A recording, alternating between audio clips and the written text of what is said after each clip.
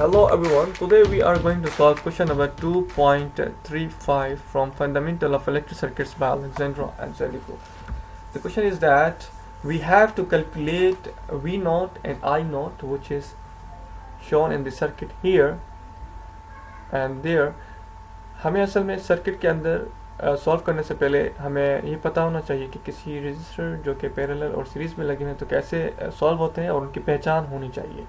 अगर आपको नहीं है इस बात की पहचान कि पैरेलल और सीरीज रेजिस्टेंस कैसे दिखते हैं और उनको कैसे सॉल्व किया जाता है तो ये सवाल सॉल्व करना बहुत प्रॉब्लमेटिक हो जाएगा और आपको नहीं आ पाएगा, क्योंकि यहाँ पे सीरीज और पैरेलल रेजिस्टेंस को हम सॉल्व करेंगे, उसके बाद हमें सॉल्व हो पाएगा करंट ये क्वेश्चन। तो यहाँ देखें कि यहाँ पे एक करंट है जो कि यहाँ से इन होगा, ऑब्वियसली बात है यहाँ सोर्स लगी है तो यहाँ पे करंट होगा और फर्दर वो डिवाइड हो जाएगा आपके लिए, फर्दर फिर ये यूँ डिवाइड हो जाएगा। तो इस सर्किट को सॉल्व करने से पहले हमें ये दो मैं समझता हूँ कि इनको हमें पैरेलली सॉल्व करना चाहिए, क्योंकि इनके पैरेलली सॉल्व होने से हमें इस जगह का जो इंटरिंग करंट है हमें पता चल जाएगा। तो let's go, then 17 which is parallel to 30 and which is here 21 ohm, और उसके बाद अगर देखें 20 पैरेलल है आपके 5 ओम के, देन वी गेट 4 ओम। और जब इनको हम इसका एक सर्किट बनाएंगे, अभी जो इक्विवेलेंट सर्किट निकालने रेजिस्टेंस निकालने के बाद, तो ये एक यूँ बनेगा आपके पास यहाँ पे 21 एंड यहाँ पे 4, और यहाँ से आपका इंटरिंग करंट आपके पास आएगा जो हम कैलकुलेट करेंगे। वी हमारे पास 200 एम्पेयर है। जब देखें कि हम इसका जो करंट है, जो इनिशियल करंट जो यहाँ से इंटरिंग करंट है जो इस लूप के अंदर चल रहा है, तो हम simple V equals to IR से निकाल सकते हैं। V इक्वल्स टू IR, क्योंकि यहाँ पे I हमें कैलकुलेट करना है V अपॉन R, और I इज इक्वल्स टू हमारे पास V हमारे पास 200 है जो कि आपके पास वोल्टेज सोर्स करंट रेजिस्टेंस देखें कि यहाँ सीरीज़ में है, सीरीज़ में सिंपल ऐड होते हैं, तो यहाँ पे 21 प्लस 4, और जब इसको सॉल्व करेंगे तो I इंटरिंग करंट हमारे पास आ जाएगा 8 एम्पेयर्स। इसका मतलब है यहाँ पर इस जगह पर 8 एम्पेयर्स का करंट इन हो रहा है और फर्दर वो डिवाइड हो रहा है पूरे सर्किट के अंदर। तो करंट मिल गया तो वोल्टेज निकल सकते हैं हमें सिंपल। देन 21 के अक्रॉस अगर देखें, अगर हम इसको V1 का नाम दें, V1 एंड V2, तो V1 हमें मिल जाएगा is equals to 21 and then 8, तो हमें मिल जाते हैं इज इक्वल्स टू 168 वोल्ट। और इसी तरह V2 की बात करें, इसको हमने V2 का नाम दिया हुआ है, then V2 is equals to 4 and then 8 is equals to हमारे पास आ जाएगा 32 वोल्ट।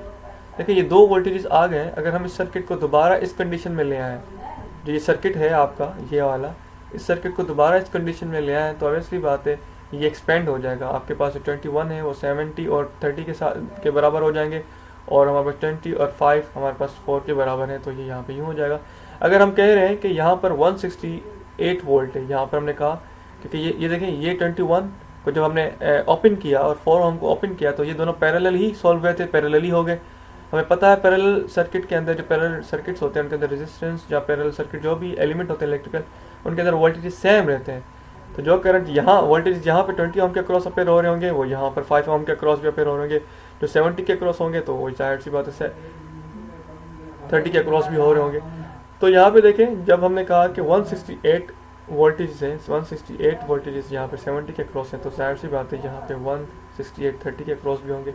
हमने अगर कहा यहाँ पे 32 एम्पेयर वोल्टेजेस हैं 20 ओम के अक्रॉस, तो यहाँ पे भी ऑब्वियसली बात है 32 वोल्टेजेस ही अपेयर होंगे, क्योंकि यहाँ पे पैरेलल लगे हुए हमने जो कंडीशन देखी।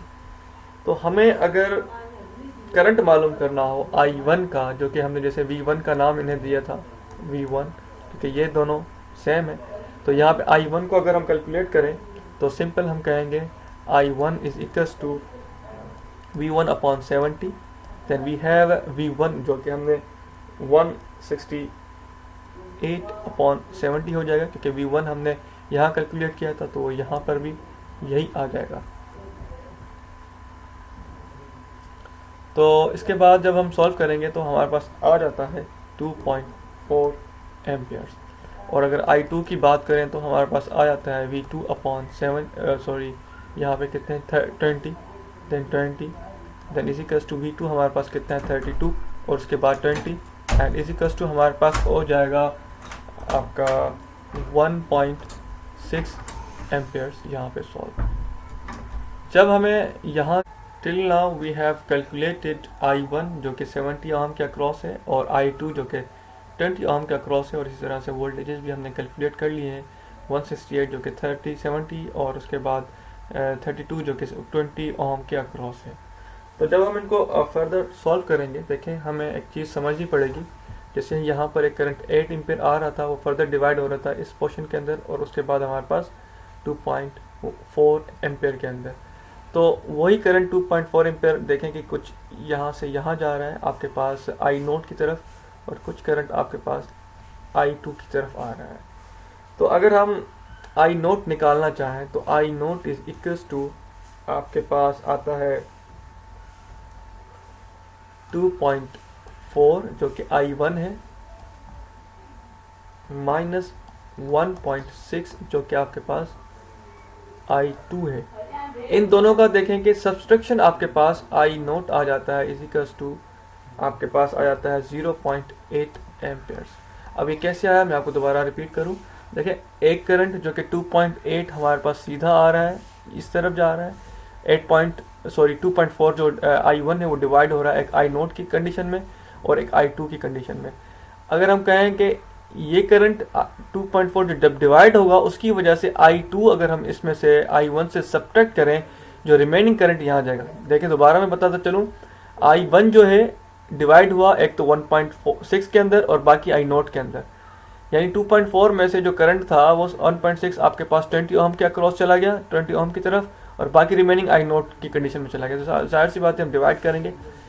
और V0 की अगर बात करें तो V0 जो कि बिल्कुल ही आपके पास पैरेलली सॉल्व हो रहा है, पैरेलल है आपके पास 20 ओम के अक्रॉस, तो वो इज इक्वल्स टू हमारे पास 32 ही वोल्टेज बनेंगे। तो सिंपल हमने कहा I0 is equals to 0.8 ampere और voltage is 32 amperes. Bundle of thanks for watching.